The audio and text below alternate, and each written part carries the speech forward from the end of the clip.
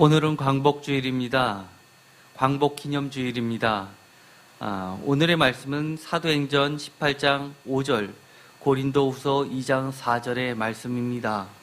저희가 고린도후서 2장 4절의 말씀과 관련하여서 고린도후서 7장도 함께 읽었습니다.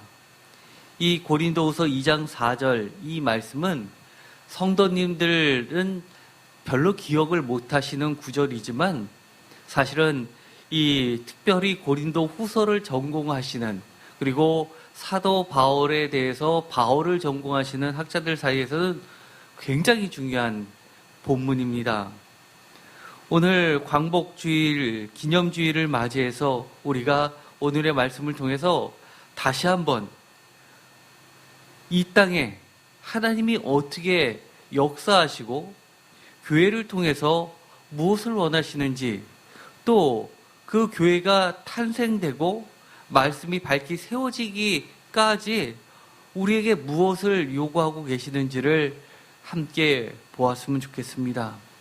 그렇게 함으로써 우리가 광복기념주일에 진짜 광복, 빛이 무엇인지도 돌아보았으면 좋겠습니다. 제목을 다 함께 읽어보도록 하겠습니다. 하나의 교회가 탄생하고 말씀이 밝히 세워지기까지의 눈물 어린 사랑, 믿음, 소망의 헌신과 성령의 역사. 아멘. 다시 한번 제목을 읽어볼까요? 하나의 교회가 탄생하고 말씀이 밝히 세워지기까지의 눈물 어린 사랑, 믿음, 소망의 헌신과 성령의 역사. 아멘.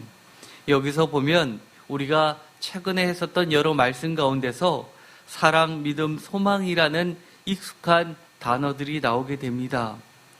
오늘 이 고린도 후서에 있는 이 말씀은 사랑, 믿음, 소망에 여러 가지 이야기들이 포함되어 있지만, 오늘은 이 고린도 후서에 들어있는 사랑과 믿음과 소망의 내용보다는 이 고린도 교회가 탄생하고 또 세워지기까지의 그 내용을 보다 중심적으로 함께 나누고자 합니다. 먼저 사도행전 18장 1절에서 5절까지, 그리고 고린도후서 1장 19절을 보면 고린도 교회가 처음 개척될 때의 상황이 자세히 기록이 되어 있습니다. 그래서 고린도 교회 개척 초기 시절의 말씀을 증거하는데, 세우는데 사도 바울이 그 말씀을 온전히 증거하지 못할 정도로 극심하게 육적으로나 영적으로나 어려움 속에 있었음을 보여주는 본문이 등장하게 됩니다.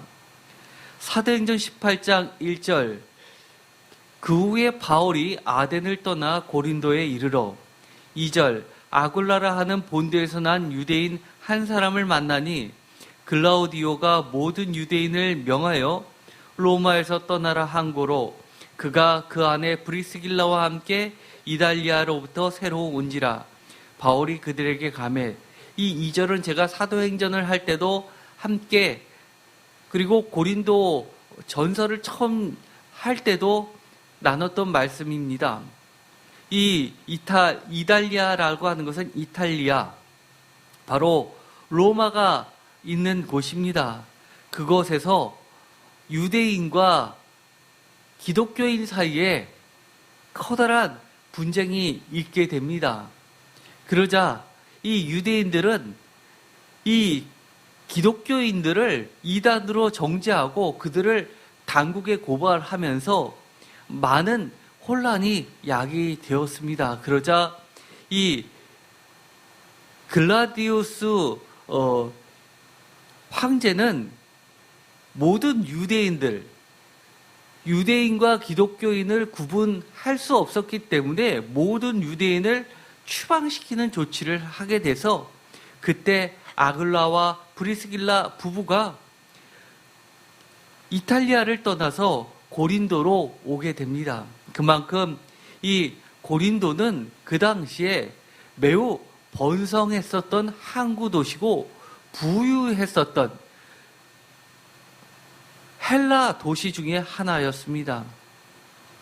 3절, 생업이 같으므로 함께 살며 일을 하니 그 생업은 천막을 만드는 것이더라. 이 구절은 아주 중요한 구절이죠. 사도 바울의 텐트 메이커를 지칭해주는 구절이 됩니다. 그래서 지금도 많은 선교사 지망을 하면서 직업을 가지고 선교사의 일을 시작하는 것들을 보게 되는데 그 근거가 되는 것들이 바로 이 3절의 말씀이었습니다. 4절, 안식일마다 바울이 회당에서 강론하고 유대인과 헬라인을 권면하니 5절, 다 함께 읽겠습니다. 실라와 디모데가 마게도냐로부터 내려오매 바울이 하나님의 말씀에 붙잡혀 유대인들에게 예수는 그리스도라 밝히 증언하니. 아멘. 표준 세번역으로도 함께 읽겠습니다.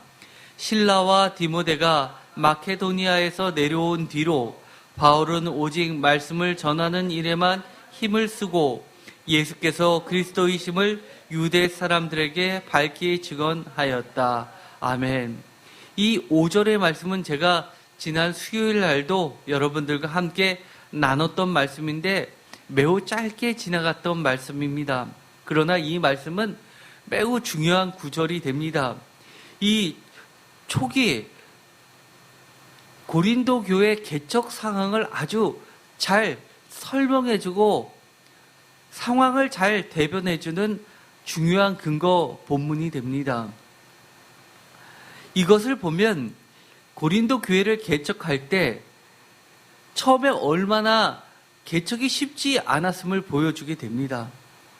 실라와 디모데가 마게도냐로부터 내려오매, 즉 데살로니가 교회로부터 내려온 이후에 바울이 하나님의 말씀에 붙잡혀 유대인들에게 예수는 그리스도라 밝히 증언하였다라는 구절을 통해서 2차 전도 여행의 출발부터가 쉽지 않았는데 이 바나바와 헤어지고 오히려 유대의 중심이었던 예루살렘 교회로부터 파송됐던 사도 바울처럼 로마 시민권을 갖고 있었던 중요한 인물, 이 신라와 함께 2차 전도 여행이 시작되고 또 이 신라는 원래 유대의 예루살렘 교회로부터 위임을 받은 의장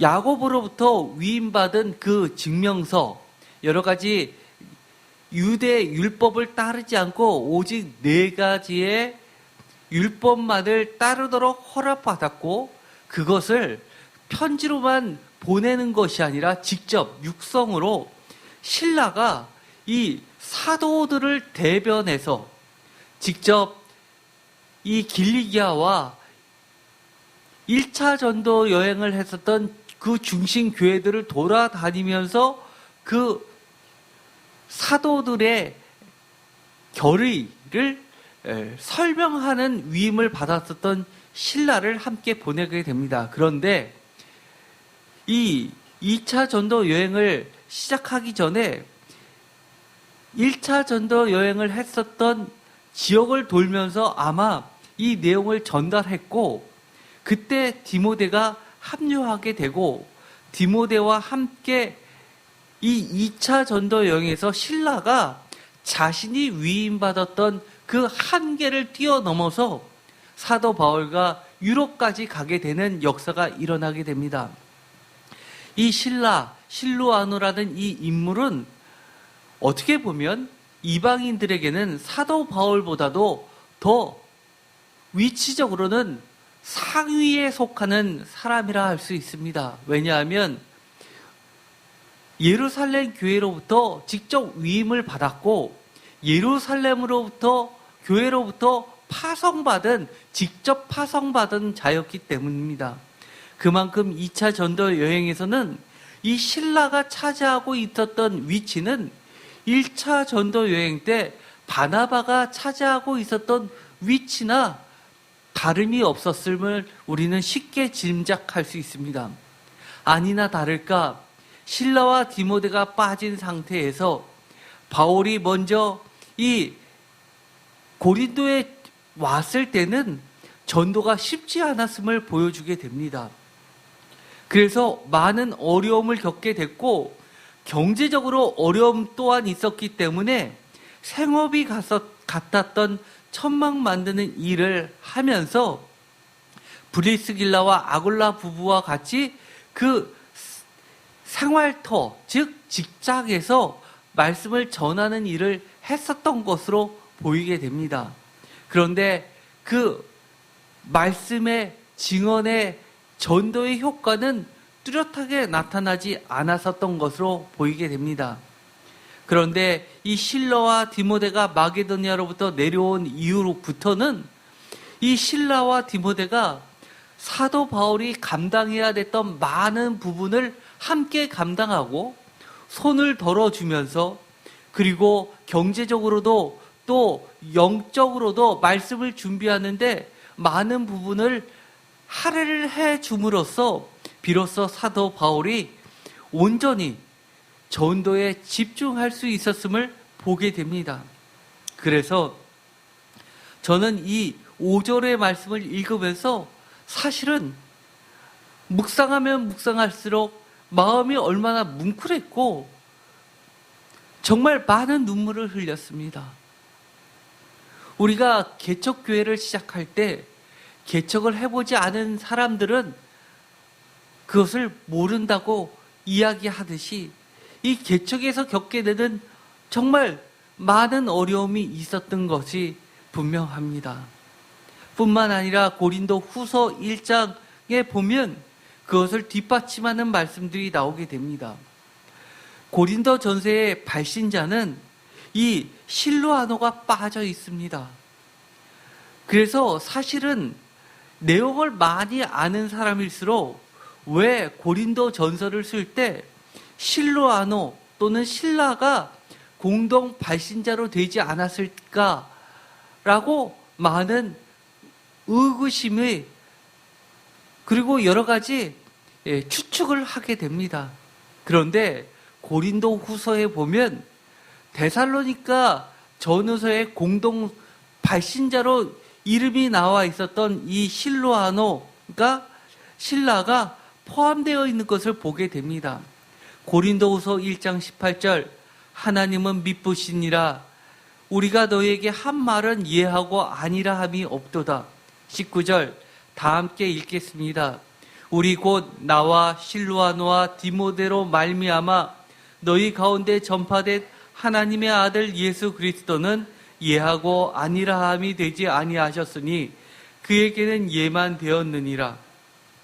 20절 하나님의 약속은 얼마든지 그리스도 안에서 예가 되니 그런즉 그로 말미암아 우리가 아멘하여 하나님께 영광을 돌리게 되느니라. 아멘. 여기서 보면 얼마나 이 실로아노와 디모데가 하나님의 밑보심을 받아 얼마나 모든 일에 예하고 아니라 함이 없었는지를 간접적으로 보게 됩니다. 이 사도행전의 내용을 통해서 알 수 있었던 그 내용이 고린도후서에 이렇게 명확하게 들어가면서 고린도 전서에는 들어가 있지 않지만 실제로 고린도 교회를 개척할 때 얼마나 이 실로아노와 디모데의 역할이 절대적이었음을 또한 보게 됩니다. 이 고린도 전서와 고린도 후서 사이에 사라진 바울의 고린도 교회 근심의 방문이라는 것과 눈물의 편지라는 것도 있습니다. 사실 이것은 교회에서 많이 설교되지 않았던 부분일 겁니다.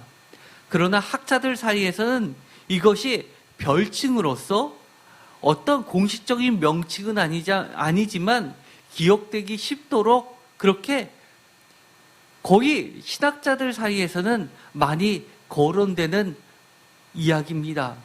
근심의 방문이라는 것이 고린도후서 2장 1절에 놓여 있고 또 그 유명한 눈물의 편지라는 것이 고린도후서 2장 4절에 오늘의 본문 말씀에 들어가 있습니다. 그렇다는 이야기는 그만큼 이 고린도 교회는 다른 교회와 다르게 무척이나 많은 근심과 눈물이 있었다는 것을 보여주게 됩니다.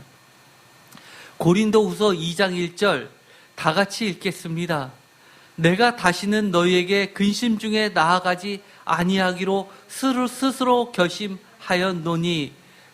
이 구절은 고린도후서가 많은 학자들 사이에서 중론은 한 개의 편지가 아니라 최소 3개, 보통은 7개의 여러 가지 편지로 구성되어 있다고 봅니다.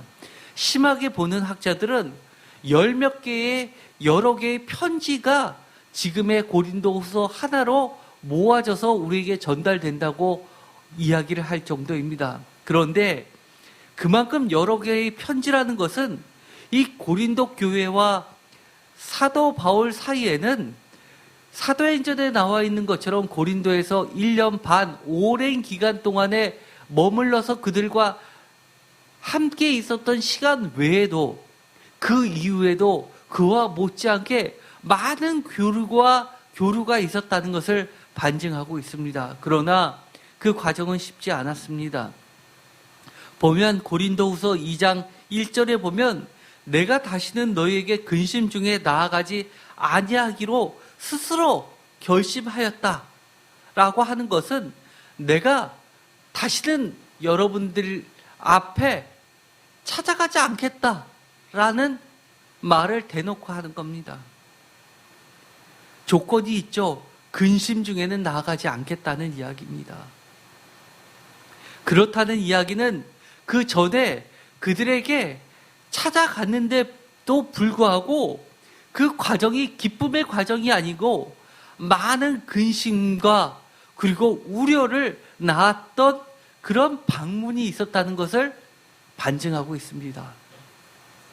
왜 근심의 방문이라고 칭하게 되었을까? 근심의 방문을 짐작하게 하는 방문 중 여러 갈등들이 있었음을 우리는 짐작할 수 있습니다. 이것은 이 고린도 전서 후서에는 구체적으로 이것이 방문 중에 일어났던 일이라고 이야기하고는 있지 않지만 제가 워낙 많은 것들이 이 고린도 전후서에 들어가 있기 때문에 5번째는 기타 등등이라고 할 정도입니다. 예를 들어서 이 고린도후서 2장 1절과 관련돼서 왜 그러냐라고 할 때 바울이 고린도 교회의 믿음을 주관하려 했다라는 비판이 고린도 교회 내부에서 강하게 비판이 일어났을 것으로 추정하고 있습니다. 대표적인 것이 바로 이 고린도후서 2장 1절 바로 직전에 있는 고린도후서 1장 23절부터 있었던 말씀입니다. 고린도후서 1장 23절 내가 내 목숨을 걸고 하나님을 불러 증언하게 하노니 다 같이 읽겠습니다. 내가 다시 고린도에 가지 아니한 것은 너희를 아끼려 함이라. 24절 다 같이 읽겠습니다. 우리가 너희 믿음을 주관하려는 것이 아니요 오직 너희 기쁨을 돕는 자가 되게 하려 함이니 이는 너희가 믿음에 섰습니다. 아멘.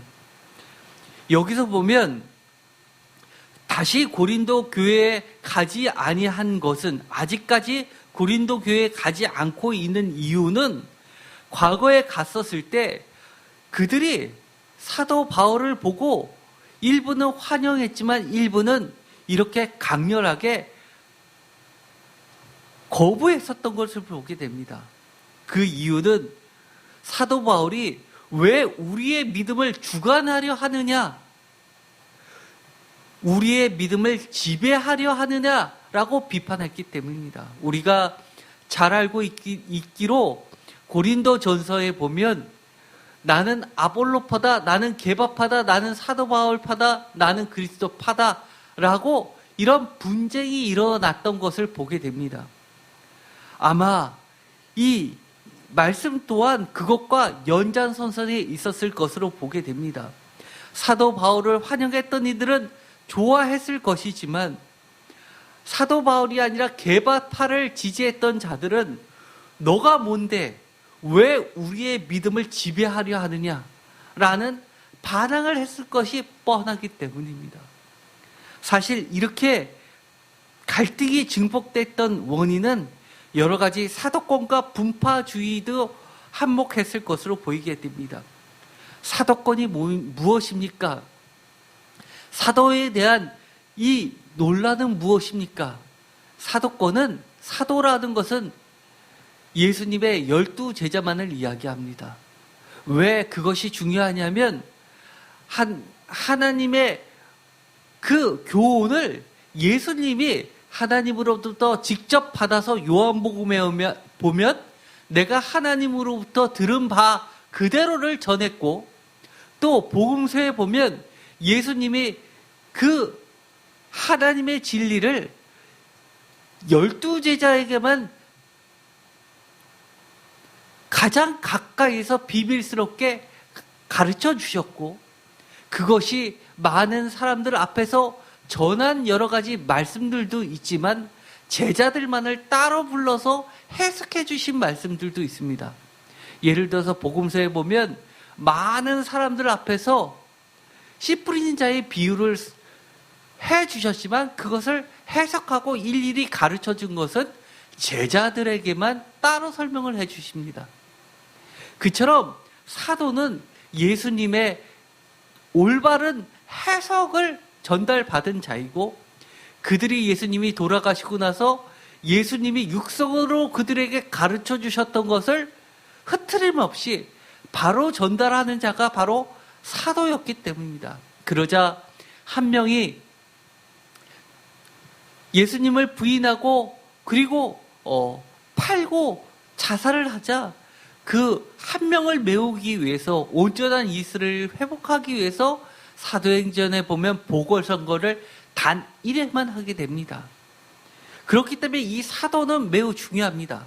그래서 모든 결정을 할 때 많은 교회의 지도자들이 모여서 사도들도 있는 자리에서 사도회의를 하고 그것이 성경의 권위를 대변해 주었습니다. 대표적으로 사도행전 15장에 있었던 그것이 바로 사도권의 문제입니다. 그리고 나서 12명의 사도 외에 중요한 직책을 하는 사람들을 위임하게 되는 것이 바로 7명의 집사를 뽑게 되고, 7명의 집사가 이 12명의 사도들이 다 하지 못하는 일들을 증거하게 됩니다. 대표적으로 빌립 집사가 사마리아의 최초 전도자가 되게 됩니다.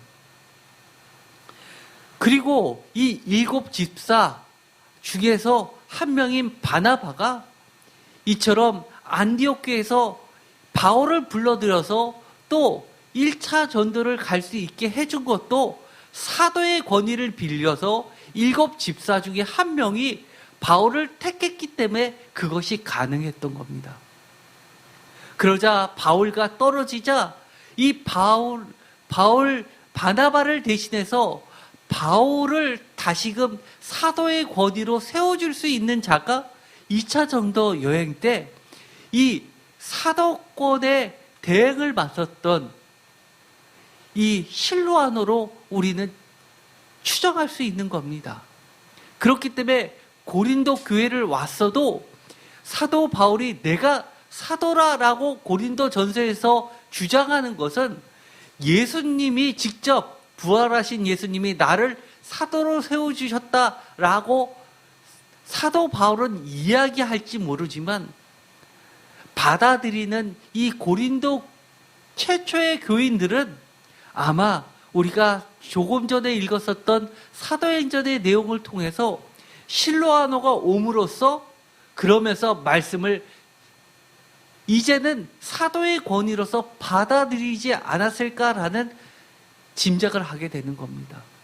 그러다 보니까 이 사도 바울이 왜 데살로니가 교회는 사도행전에선 세 일에 3주로 소개하는데도 불구하고 그거와 비교될 정도로 1년 6개월 동안 고린도 교회에 있었냐라고 하는 것은 긍정적으로 보면 그만큼 고린도 교회에는 많은 열매들이 있었다라고 이야기할 수도 있었지만 그만큼 고린도 교회를 세우는 데는 데살로니가 교회보다는 무척이나 어려운 과정이 많은 시간과 노력이 필요할 수밖에 없었던 그 척박한 영적인 고린도 상황을 대표해 준다고도 할 수 있습니다.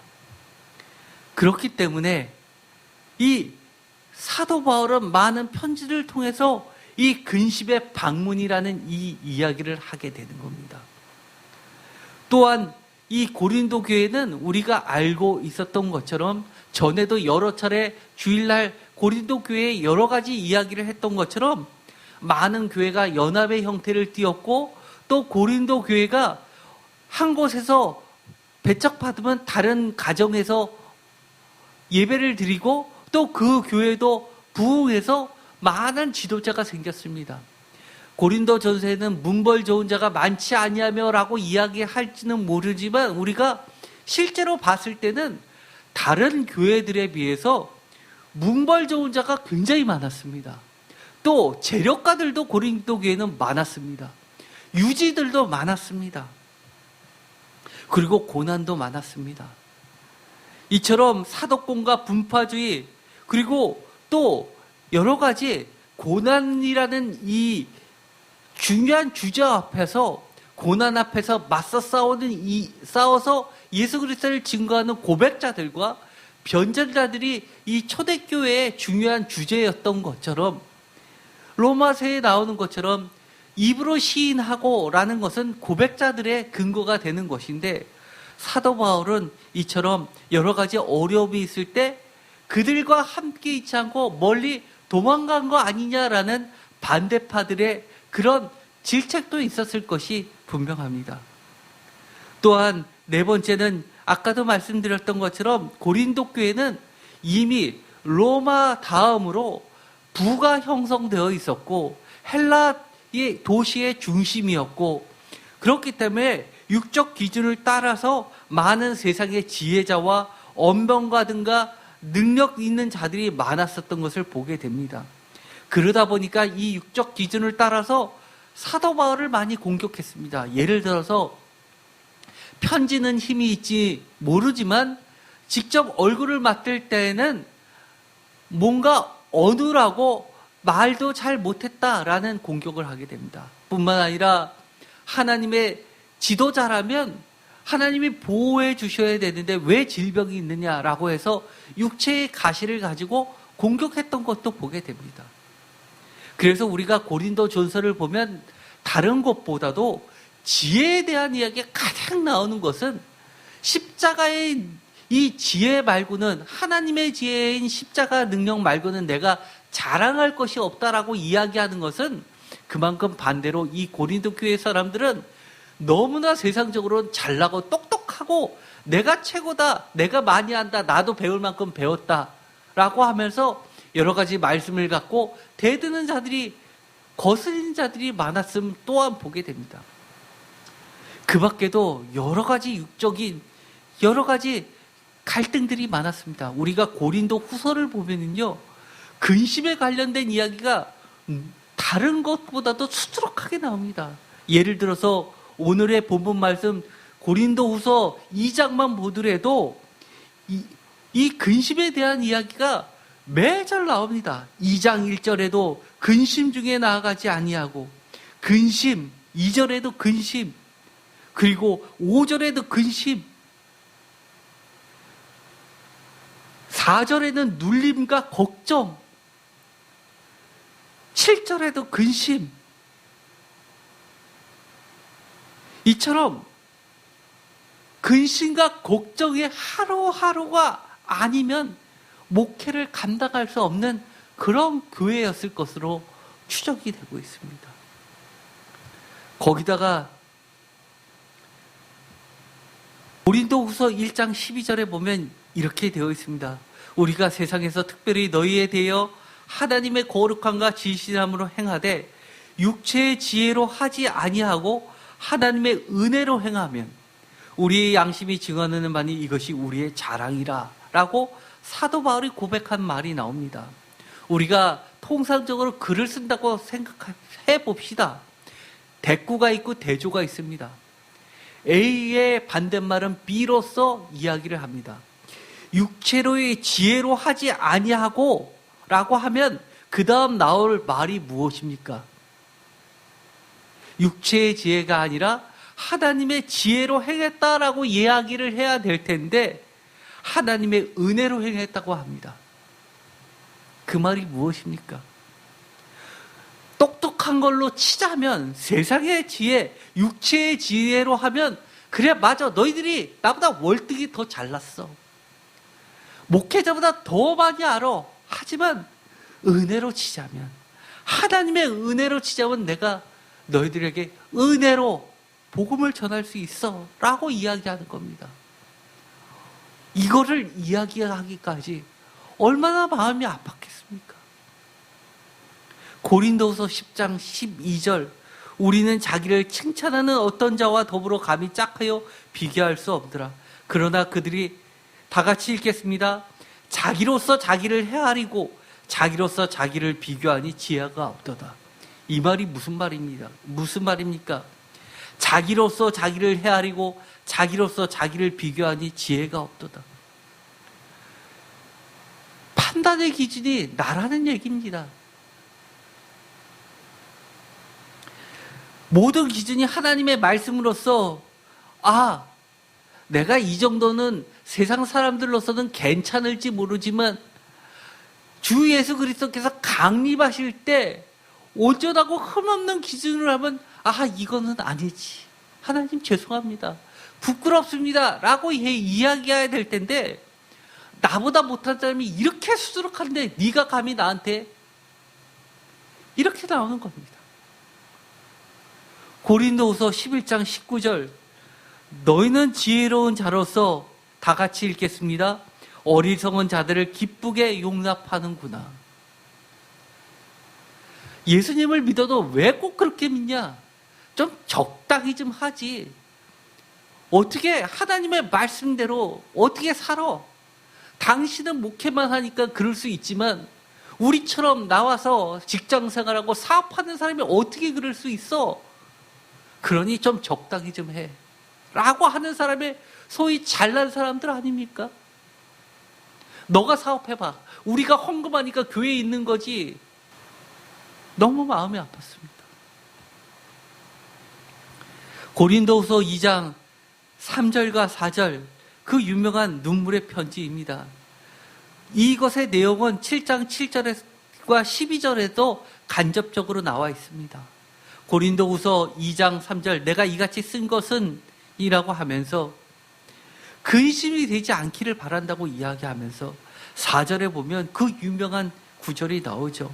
내가 마음에 큰 눌림과 걱정이 있어 많은 다 같이 읽겠습니다. 눈물로 너에게 썼노니 이것이 바로 눈물의 편지라는 겁니다. 이것은 안타깝게 우리 손에 쥐어지지 않고 전해오지 않고 사라졌습니다. 아마 그 편지에는 사도 바울의 눈물이 뚝뚝 묻어져 있어서 잉크가 번졌을 것입니다. 어떤 분은 그 편지를 회람하라고 했을 때 회람하면서 정말 분노에 차서 찢어버린 사람이 있을지도 모르겠습니다. 그러나 눈물로 너에게 쓴 이 눈물의 편지는 이렇게 이야기합니다. 이는 너희로 근심하게 하려는 것이 아니요. 다 같이 읽겠습니다. 오직 내가 너희를 향하여 넘치는 사랑이 있음을 너희로 알게 하려 함이라. 아멘. 넘치는 사랑입니다. 여기서 보면 우리가 일일이 고린도 후서를 읽지는 않았지만 아까도 보면 너희 믿음을 주관하려는 것 아니냐라는 구절 밑에 아니다라고 하면서 이렇게 한 이야기가 나오죠. 너희 믿음이 이미 섰다라고 인정해 줍니다. 사실 고린도 전후서를 보면 우리가 데살로니가 전후서를 읽었었던 것처럼 곳곳에 이처럼 고린도 교회 성도들을 향한 믿음과 사랑과 소망이 넘쳐나고 있음을 보게 됩니다. 비록 내가 큰 눌림과 걱정으로 많은 눈물로 너에게 쓰지만 그것은 너희를 향한 넘치는 사랑이 있었다고 이야기합니다. 어떻게 보면 저는 이렇게 이야기합니다. 에레미야 애가처럼 이 예레미야의 눈에서 흐르는 눈물은 이 사도 바울의 눈에서 흐르는 눈물의 편지는 사도 바울의 눈물이 아니라 하나님의 눈물이라고 저는, 예수님의 눈물이라고 저는 읽고 있습니다. 저도 돌이켜보면 정말 많은 눈물의 설교를 했었고 편지를 써왔었습니다. 돌이켜보면 왜 그랬을까 후회도 많이 됩니다. 그러나 그것은 정말 넘치는 사랑 때문에 그랬었던 겁니다. 저는 오늘도 이 설교를 준비하면서 한 번에 쓰지 못했습니다. 고린도후서 7장 7절, 그가 온 것뿐 아니요 오직 그가 너희에게서 받은 그 위로로 위로하고 너희의 사모함과 애통함과 나를 위하여 열심히 있는 것을 우리에게 보고함으로 나를 더욱 기쁘게 하였느니라. 8절 다 같이 읽겠습니다. 그러므로 내가 편지로 너희를 근심하게 한 것을 후회하였으나 지금은 후회하지 아니하면 그 편지가 너희로 잠시만 근심하게 한 줄을 알미라. 내가 지금 기뻐함은 너희로 근심하게 한 까닭이 아니요 도리어 너희가 근심함으로 회개함에 이른 까닭이라. 너희가 하나님의 뜻대로 근심하게 된 것은 우리에게서 아무 해도 받지 않게 하려 함이라. 아멘. 근심함으로 회개함에 이르게 되어서 결국은 하나님의 기쁨이 되기를 간절히 소망합니다. 때로는 어떨 때는 그것들이 아직은 눈에 보이지 않을 때도 있습니다. 표준세 번역은 이렇게 이야기합니다. 하나님의 뜻에 맞게 슬퍼하라고 합니다. 하나님의 뜻대로 하는 근심은 후회할 것이 없는 구원에 이르게 하는 회개를 이루는 것이요 세상 근심은 사망을 이루는 것이니라. 표준세 번역으로 10절을 다 함께 읽어보도록 하겠습니다.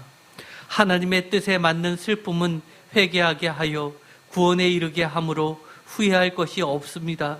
그러나 세상의 슬픔은 죽음을 가져옵니다.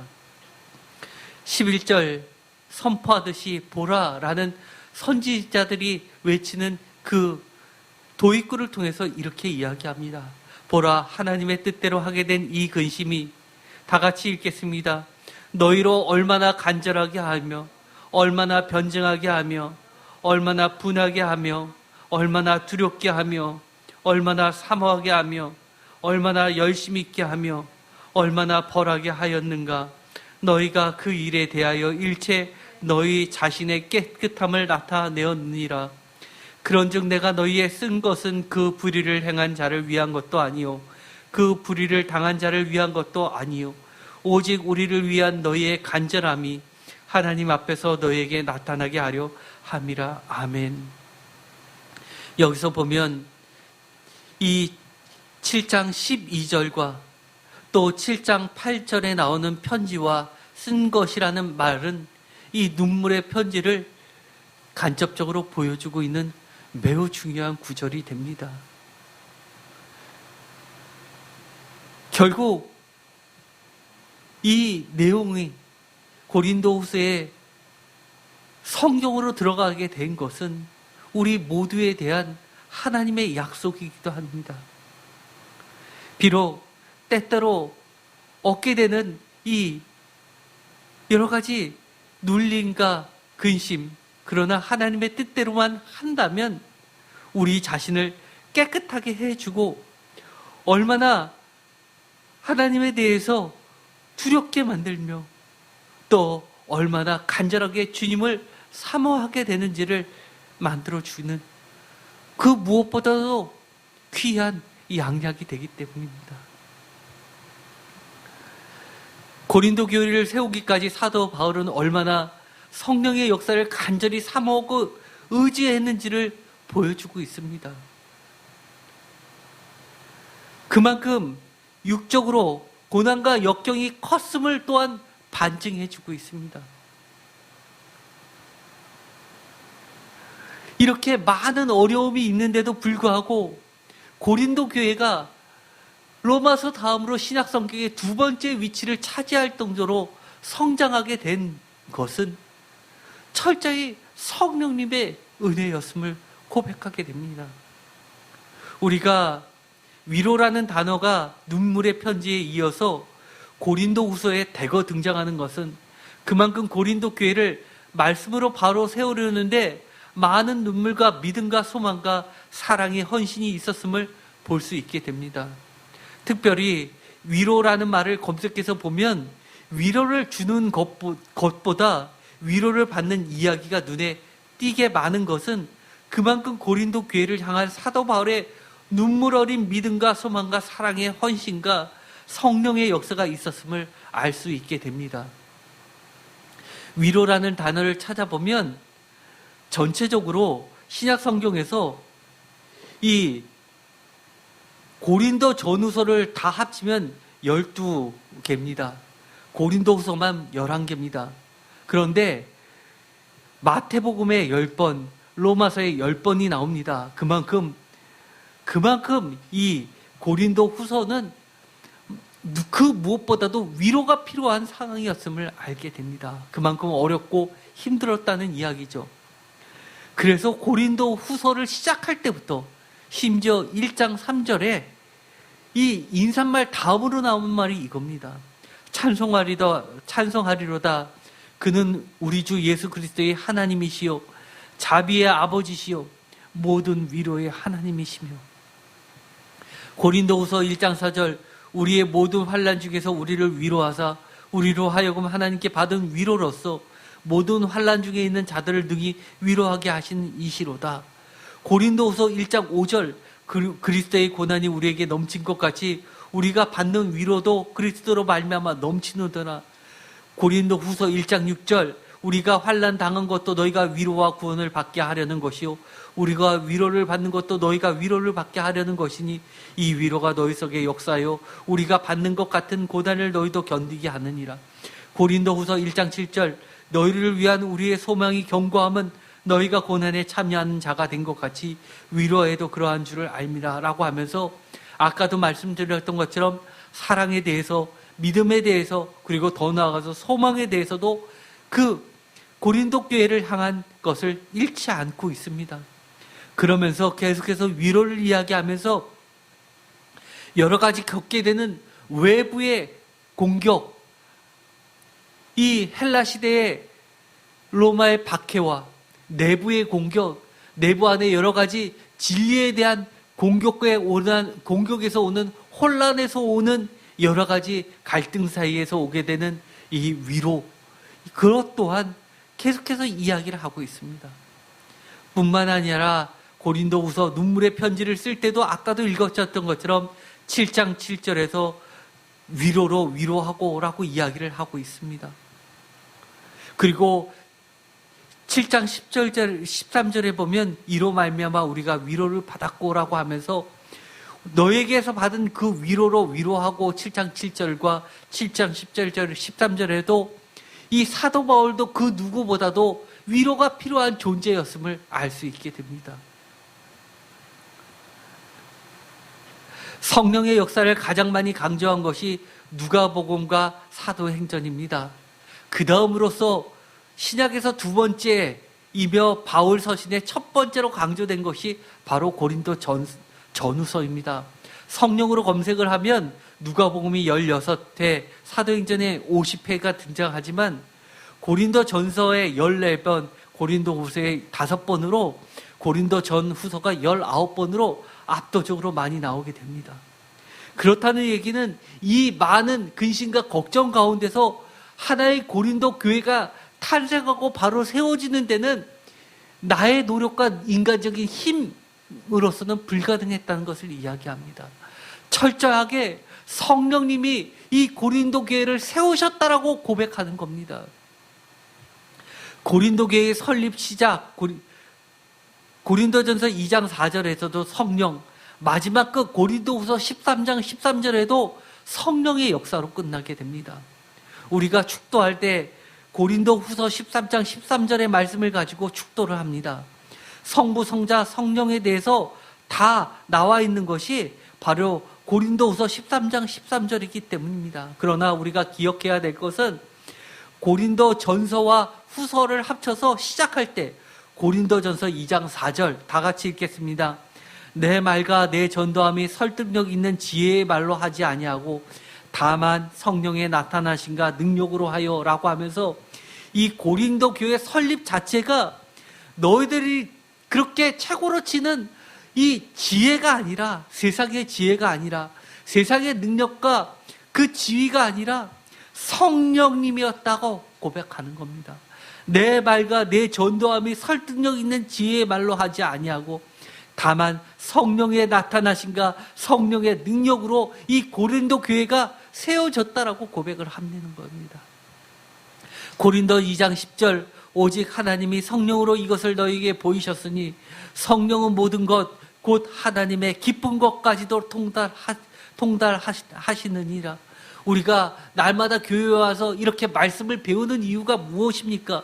세상의 지혜로서 하나님의 지혜를 알 수 있을 것 같습니까? 하나님의 마음을 알 수 있을 것 같습니까? 우리가 이처럼 성령님의 도우심으로, 성령님이 가르치심으로, 예배 가운데 성령님이 역사하심으로써 하나님의 말씀을 우리가 하나씩 배워나가야 되는 것 아닙니까? 고린도전서 2장 13절 우리가 이것을 말하거니와 사람의 지혜가 가르친 말로 아니하고 오직 성령께서 가르치신 것으로 하니 영적인 일은 영적인 것으로 분별하느니라. 영적인 것은 영적인 것으로 분별하십니까? 대한민국이 광복 얻었다고요? 저는 그렇게 보지 않습니다. 광복의 시작일 뿐입니다. 참된 빛이 무엇입니까? 하나님의 빛 아닙니까? 말씀의 빛 아닙니까?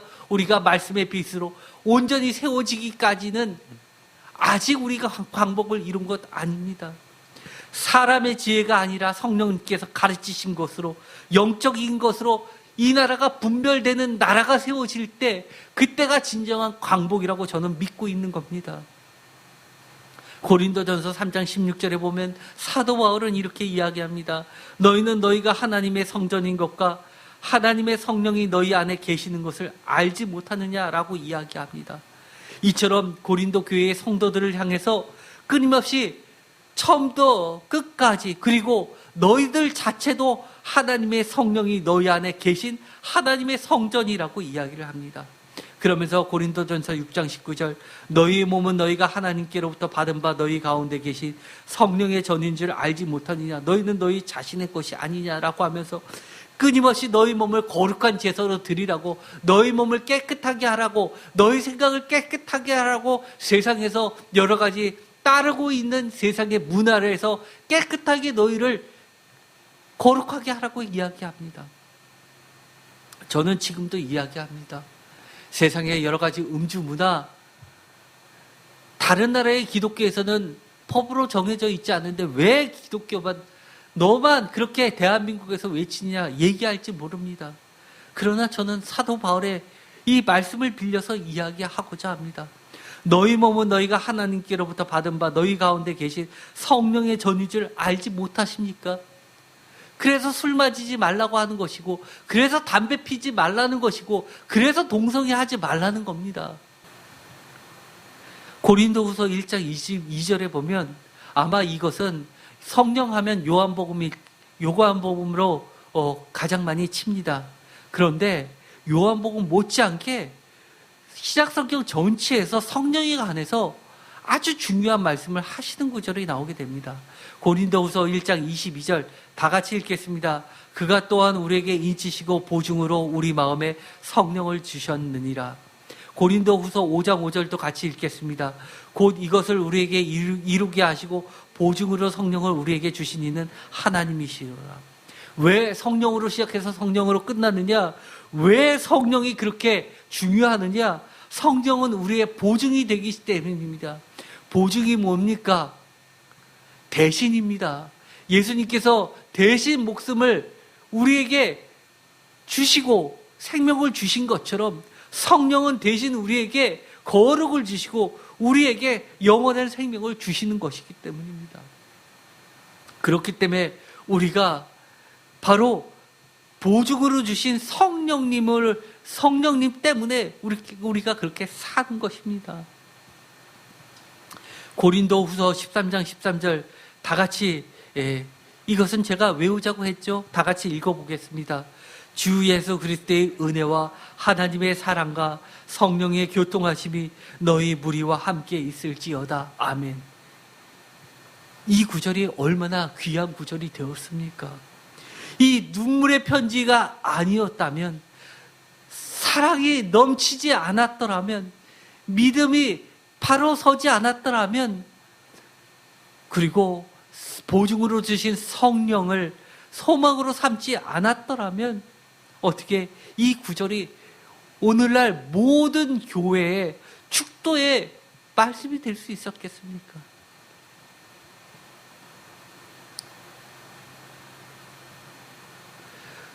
성령으로 보증을 주신 하나님께서 우리에게 행해 주시는 것이 있습니다. 고린도후서 5장 6절 그러므로 우리가 항상 담대하여 몸으로 있을 때에는 주와 따로 있는 줄을 아노니 7절 다 같이 읽겠습니다. 이는 우리가 믿음으로 행하고 보는 것으로 행하지 아니함이로다. 아멘. 우리가 보는 것대로 판단하지 않습니다. 우리 눈에 보이기는 그럴듯하고 세상이 모두 다 그렇게 돌아가지만 우리는 그렇게 행하지 않습니다. 왜요? 고린도후서 5장 7절에 우리가 믿음으로 행하고 보는 것을 행하지 않는 이유, 고린도후서 5장 5절 바로 전에 말씀 다 같이 읽겠습니다. 곧 이것을 우리에게 이루게 하시고 보증으로 성령을 우리에게 주신 이는 하나님이시기 때문입니다.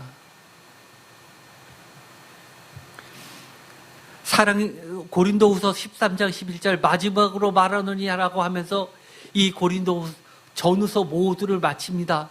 형제들아 기뻐하라. 온전하게 되며 위로를 받으며 마음을 같이하며 평안할지어다. 다 같이 읽겠습니다. 또 사랑과 평강의 하나님이 너희와 함께 계시리라. 거룩하게 입맞춤으로 서로 문안하라. 모든 성도가 너희에게 문안하니라. 주 예수 그리스도의 은혜와 하나님의 사랑과 성령의 교통하심이 너희 무리와 함께 있을지어다. 아멘.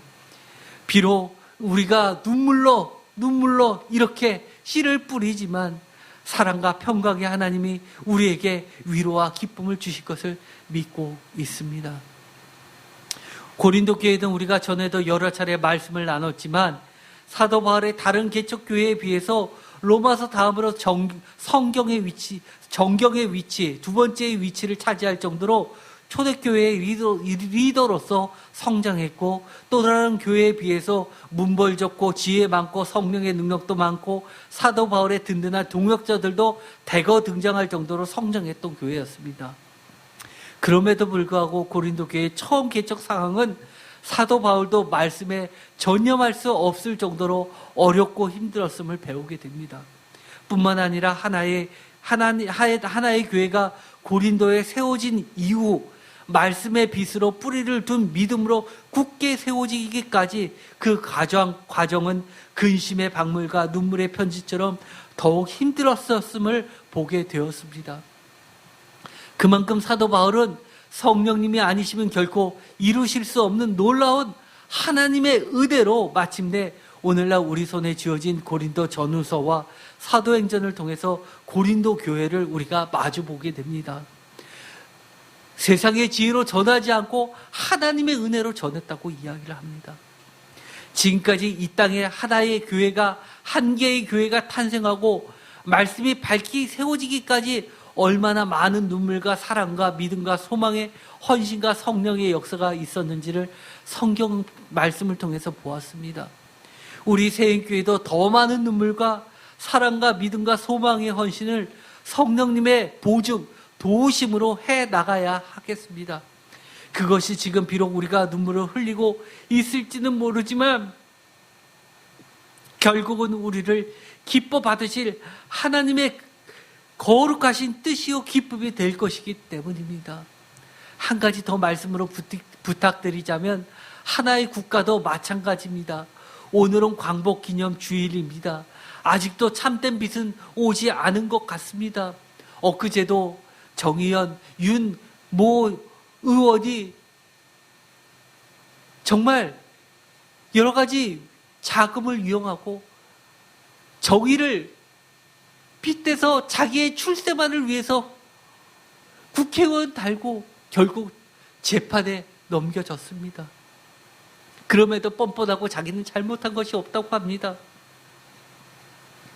당사자인 우리들의 고통받고 눌림받았던 그 아직도 해결받힌 그 할머니께서는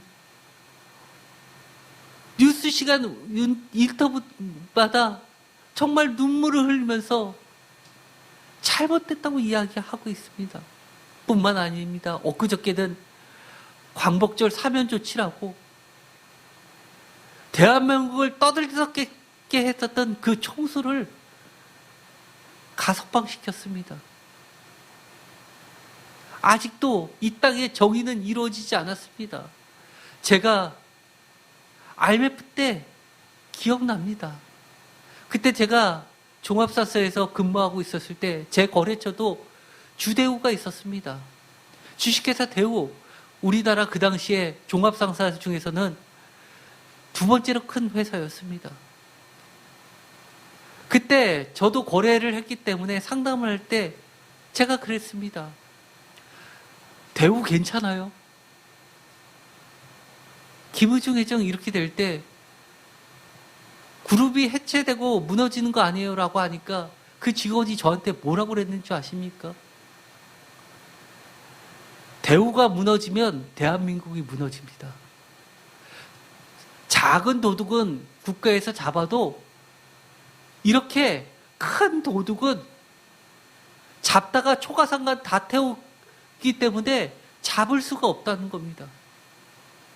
그 당시 그렇게 어려울 때 저는 거래처에다가 30일, 60일 여신 주려고 그러면 결제를 얼마 많이 받아야 되는지 모르는데 그들은 기본적으로 거래처 뺏어가면서 180일 어음 주고요.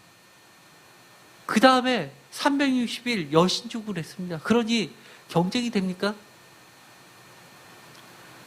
많은 바이어들이 대우와 계약을 했습니다. 그러면서 빚에 빚을 더 크게 지게 하면서 결국은 대한민국을 풍지박살 나게 했습니다. 그러면서 그때 그 말이 저는 잊혀지지 않습니다. 도둑질을 해도 크게 해야지 다치지 않는다는 거였습니다. 경제 규모가 크면 잠깐 눈썹임으로 살고 나오면 됩니까? 예전에 버스 기사가 버스 회사 요금 몇천 원 훔쳐갔다고 구속됐습니다. 그런데 수십조를 이렇게 했는데 가석방을 시켜요. 그리고 대한민국을 통해서 일해달라고요? 대한민국 바로 서고 대한민국 발전하는 것, 그것 경제인이 하는 것 아닙니다. 하나님이 해주십니다. 우리나라의 광복 주님이 이끌어 주셨습니다. 저는 아직까지도 대한민국이 온전히 말씀으로 섰다고 보지 않습니다. 오늘 광복 기념주의를 맞이해서 특별히 제가 이 눈물의 편지를 하는 것은 이제 더 열심히 대한민국을 위해서 눈물의 편지를 썼으면 좋겠습니다. 하나님의 참된 빛이신 거룩한 말씀으로 대한민국이 정화되고 말씀으로 거듭나게 되기를 진정으로 소망합니다. 그렇게 되기까지는 우리는 교회를 통해 더 많은 눈물과 사랑과 믿음과 소망과 소망의 헌신과 성령님의 역사를 간절히 간구하게 되기를 축원드립니다.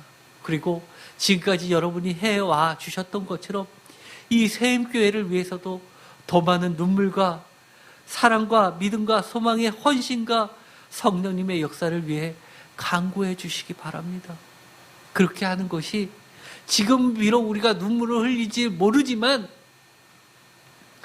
마지막 때는 그 누구도 감당 못할 하나님의 위로와 기쁨이 우리를 뛰어 넘치게 할 것입니다. 기도하고 마치겠습니다. 기도하겠습니다. 하나님 감사합니다. 오늘 사도 바울이 흘렸던 그 눈물의 편지를 보면서 다시 한번 주님으로부터 오는 그 위로를 기쁨을 소망하게 됩니다.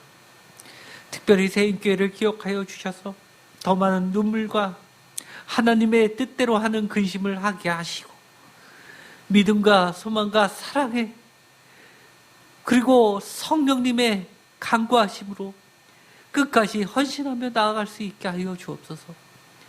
한 개의 교회가 세워지기까지 얼마나 많은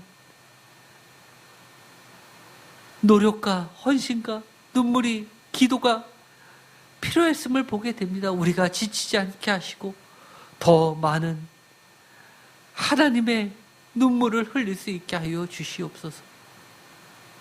새임교회를 위해서 끊임없이